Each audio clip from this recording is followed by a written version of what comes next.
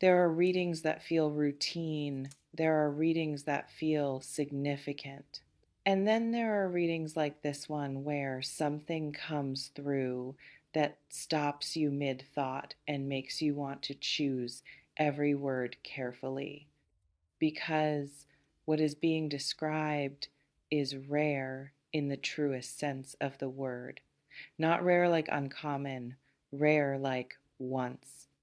Like the kind of thing that most people spend their entire lives either searching for or not quite believing exists. So I want you to be here fully, not half distracted, not half somewhere else, here. Because this is the kind of message that deserves your full presence. Take what resonates, leave what doesn't.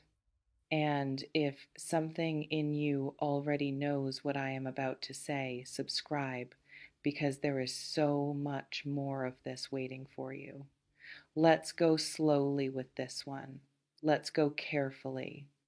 Most of what we call experience is repetition. This is not a criticism. It is simply the nature of a life lived through time. We encounter variations of what we have encountered before. We feel versions of what we have felt before. We move through seasons that rhyme with previous seasons, through relationships that echo previous relationships, through moments that carry the particular familiarity of a world that recycles its patterns across different casts of characters and different sets of circumstances. And in that repetition, there is comfort. There is the deep, stabilizing reassurance of a world that behaves predictably enough to be navigated, of emotions that, even when painful, are at least recognizable, of experiences that, however challenging, come with an internal map because you have been somewhere like this before and you found your way through, and the finding your way through taught you something that you carry still. But occasionally, not often, not predictably, not in any way that can be scheduled or prepared for or manufactured through any amount of effort or intention, something enters a life that does not rhyme with anything previous. Something that has no echo, no precedent, no internal map that can be unfolded and consulted, because nothing in the accumulated experience of an entire life has prepared the ground for exactly this. This is one of the rarest human experiences there is. And something about what is present in your life right now, in this specific and genuinely unusual stretch of time, seems to carry that quality. The quality of the unprecedented, of something that has no prior version to compare itself to. Let's be honest about what once in a lifetime actually means, because the phrase gets used loosely. It gets applied to experiences that are exceptional, that are memorable, that rise above the ordinary in meaningful ways, but that are not truly and literally singular. That could, in a different set of circumstances, happen again, that belong to a category of experience that, while rare, has a category, has others of its kind somewhere in the world, in other lives, in other moments. Oof. But there is another tier, a smaller, quieter, almost secret tier of experience that is genuinely irreducible to category, that exists only once in this specific form, with these specific elements, between these specific people, at this specific convergence of timing and readiness and the particular accumulation of everything that brought two people to this exact point in their lives and not any other This tier is not about grand external events. It is not about locations or occasions or the size of the gesture. It is about interior alchemy.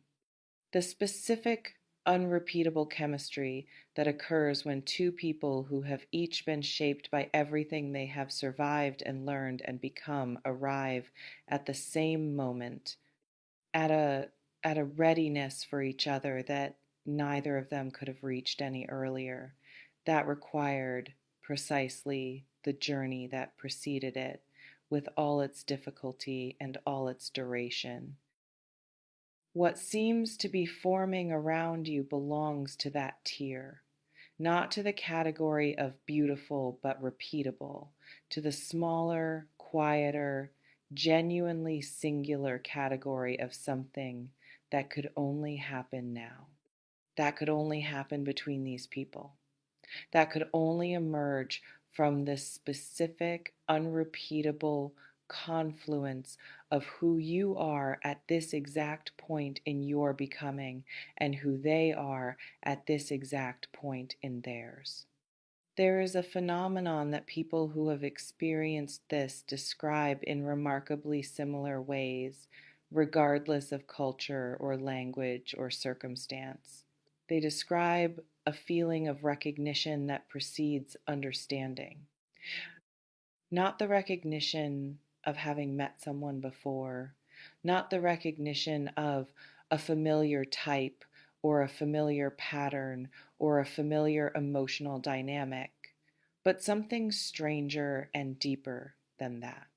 The recognition of something essential, of something that the most interior part of them, the part that exists below personality, below preference, below the entire constructed identity they have assembled over the years, responds to with a kind of knowing that bypasses the analytical mind entirely. It arrives before the mind has had time to process it, before the evaluation has been completed, before the person has gathered enough information to make any kind of reasonable assessment. The knowing is simply there, uninvited and undeniable.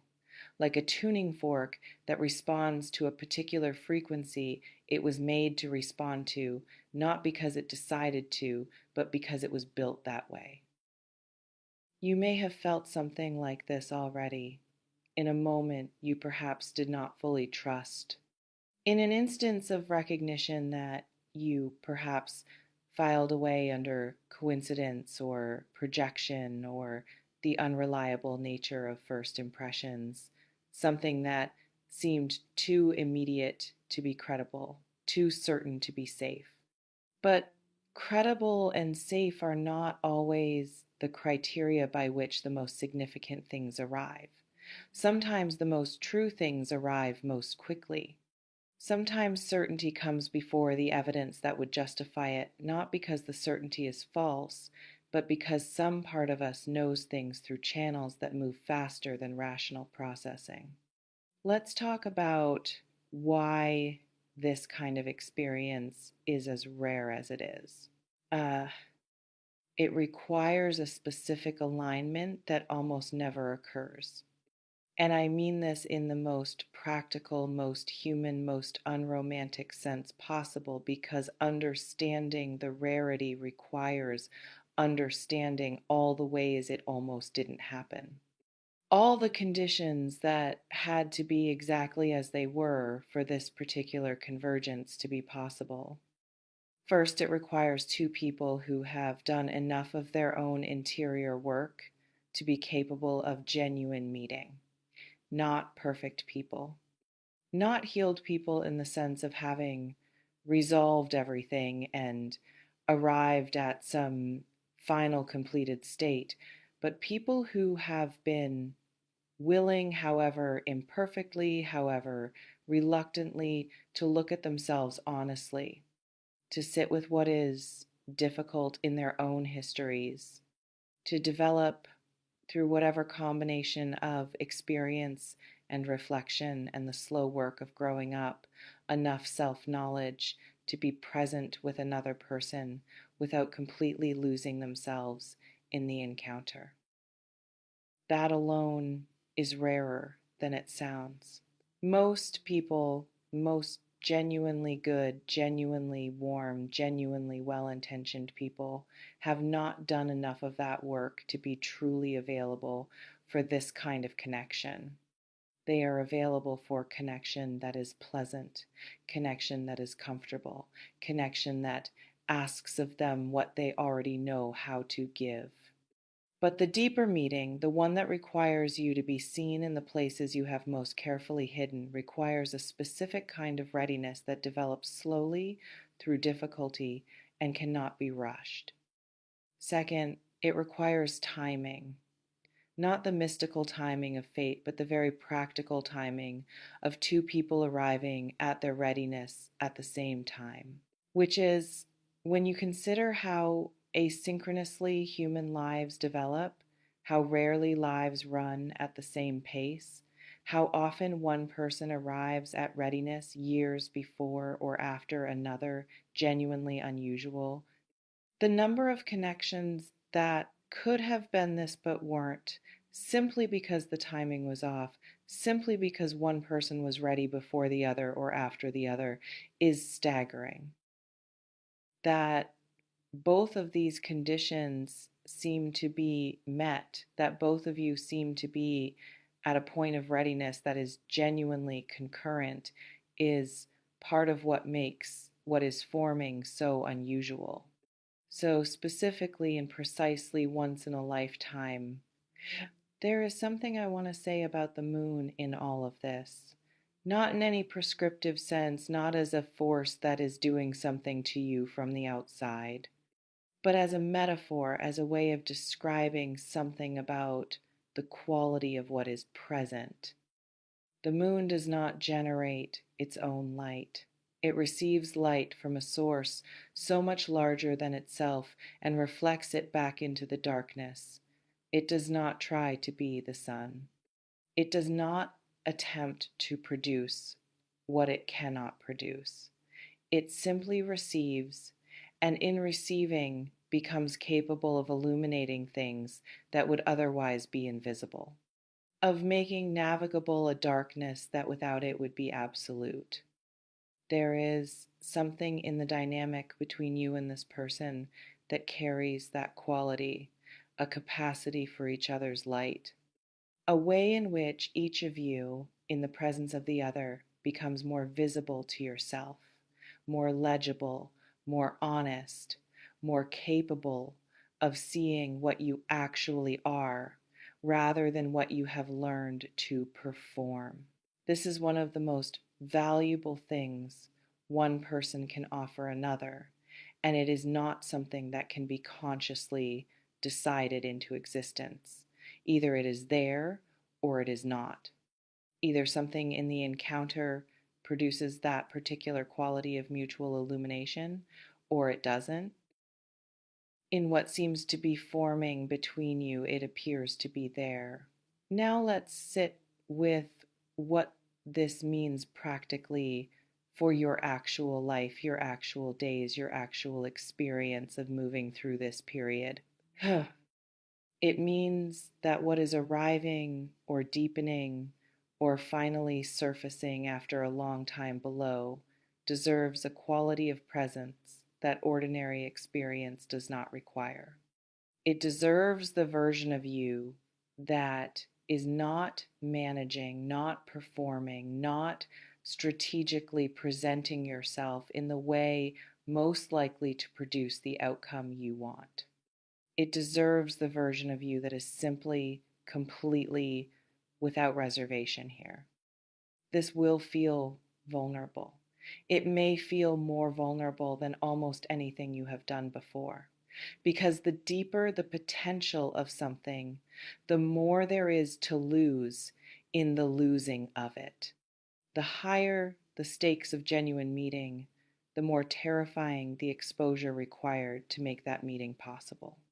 The more once in a lifetime the experience, the more it demands of you in the way of presence and honesty and the willingness to be seen without the usual protections. And yet, and this is the thing, worth holding on to, the version of you that shows up without protections is also the version of you that is most capable of receiving what this is.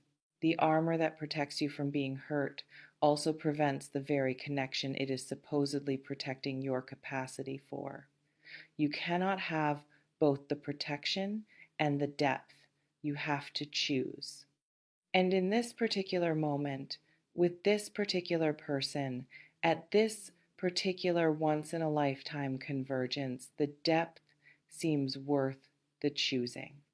Let me tell you something about the green growing things in the imagery around this reading, because there is something about the quality of growth that belongs here that keeps appearing at the edges of this, and it feels important to name.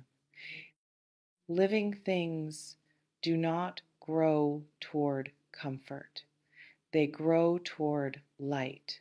They extend themselves in the direction of what they need, not in the direction of safety, not in the direction of what is already known and proven and reliable, but toward the source of what will allow them to continue becoming what they are.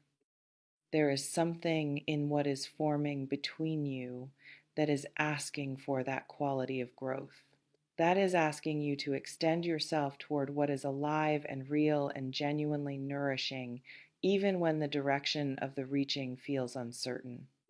Even when the light source you are reaching toward has not yet been fully confirmed as what you believe it to be, even when the growing itself requires moving into territory that has no previous version in your experience. Growth of this kind cannot be forced, but it can be allowed.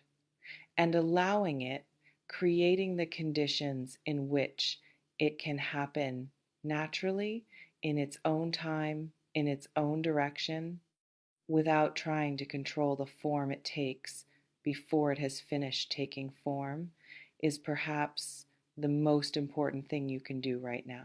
Here is what I want you to understand about the once in a lifetime nature of what is forming. It does not come with a guarantee. Nothing real ever does. The value of something rare is not that it is certain, it is that it is genuine. That it belongs to the category of experience that cannot be manufactured or simulated or approximated by anything that does not carry the same specific, irreducible, completely particular quality of the real thing. You can have many pleasant connections in a lifetime. You can experience warmth and attraction and compatibility and genuine affection with multiple people across the span of a life. All of those things are real and valuable and not to be dismissed. But the specific quality of what seems to be present here, the depth of recognition, the unchosen certainty, the way the most interior part of you responds to this person before the analytical mind has had the chance to form an opinion, that quality does not recur on demand. It does not appear again simply because you want it to. It emerges when it emerges from conditions that cannot be replicated, and it asks only one thing of you in return: to not miss it, to not be so absorbed in the noise of daily life, or the protection of the armor you have built, or the reasonable caution of someone who has been disappointed before, that you fail to recognize what is standing in front of you for exactly what it is. The moon is out, Virgo, the green is growing. Something that has never happened before in your life, not in quite this form, not with quite this quality, not at quite this depth, seems to be present quietly, without announcement, in the specific way that the most significant things tend to arrive, not heralded, not dramatic, but unmistakable to anyone who is paying the right kind of attention. Pay that attention. Not anxiously, not the frantic, grasping attention of someone afraid of losing something before they have fully found it, but the steady, open, genuinely curious attention of someone who understands that they are in the presence of something worth attending to, something worth slowing down for, something worth bringing all of themselves to, without reservation, without performance, without the usual